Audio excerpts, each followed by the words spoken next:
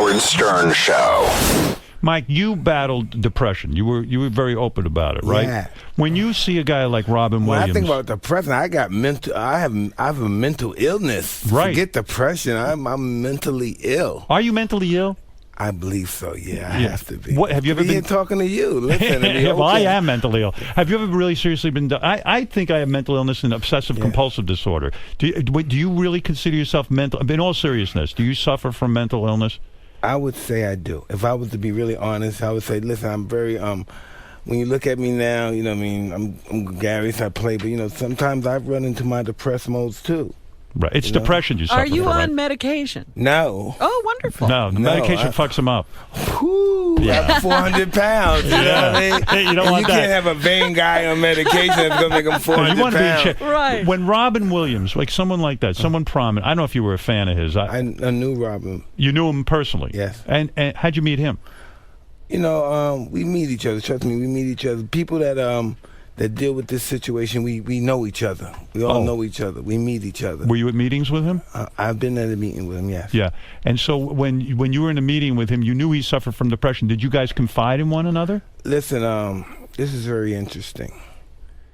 Wow, man. Like when I met him and he said, I was waiting for you, and I'm saying, and he started telling me, about somebody I was purchasing from or whatever. And in my mind, I'm saying, because you look up at Robin, he's high stats. And I say to myself, how does he know this low-life dealer that I go? They shouldn't even be in the same state together because of the status. And right. You go to any measure to get higher to use when you're in that situation. Right. So everyone knows everybody. I don't care everyone knows everybody. You're saying the world of drugs makes you go to the lowest common denominator. Yes. My drug dealer knows your drug dealer knows and you that. Say, how does he know this guy? This guy, how the hell these guys keeping? It's just sick so when stuff. you wake up and you read that Robin Williams has killed himself, a guy you knew, you met him in meetings and stuff. When you read that in the paper, does it throw you into a tailspin? Do you start to think, oh shit, maybe I'm capable of this? 100%. It's scary, but more so when Mr. Huffman passed away. Yeah. Because this is what you say. You say this. This is what my sick head said. I said, wow, he was sober for 20-something years and he died. What kind of chance do I stand? Mm-hmm. You know what I mean? Right. You think that he's clear and free, you know what I mean? But we're never clear and free. You only win when you die sober. Do you ever have suicidal thoughts? Do you ever say to yourself, especially when a Robin Williams dies, did that trigger it and you go, shit, man? Listen, if you have a mental illness, you're going to think about suicide. Suicide is our comfort. You always think about it's your way that. out of the misery. Mike, were you in a way jealous of Robin Williams that he was able to do it? Like, were you go like, shit, man, he's free of all this shit now? No, I don't know if he's free because I know the reason he did that because he really killed the wrong person. You know what I mean? It was all about killing that disease that he possessed. Right. It's not about killing yourself. Right. He was killing what was the voice in his head or whatever.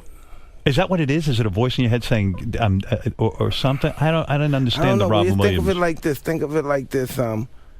Think about you're starving. Think about you're starving. You're absolutely famished.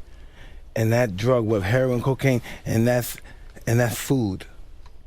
Right, you'll do anything to get it. Yeah, that's food. So how the hell did you get off it if it's food? Literally. Well, listen, I don't know if I'm off it. I'm clean now. Except for weed. You've said I don't do nothing. Nothing. Now. I'm clean now.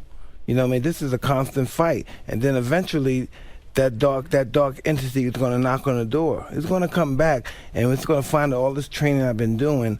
Is it worth it? If I'm going to get knocked out and used, I'm going to raise my hand and I'm going to go the other direction. Do you think That's what it comes down to? You think that, like, if I've never heard it explained that way, but now I understand. If coke or heroin or whatever it is like food to you, you need to eat. I mean, you need it to survive, in essence.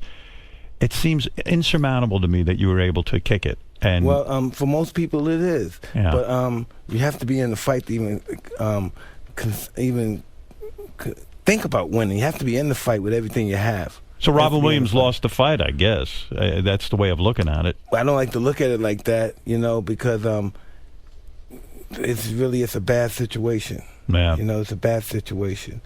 So that must have thrown you. I didn't know you went to meetings with him and stuff. I've been in a meeting with him, yeah. Yeah. Is that a weird thing to be Mike Tyson, be in a meeting? And don't you have to get up and sort of speak to the crowd and tell them your issue? That's part of the process, right? It's very safe there. Is it? How do they make you feel safe, though? It's just very safe. You don't worry that there's like a tape recorder going, or that some guy's going to call Star Magazine? Listen, I would tell the Star Mag, I'm not afraid. Listen, there's nothing that I'm ashamed of about myself. And you're as sick as your sickest secrets. Right. That's what you learn in there, too. The more secrets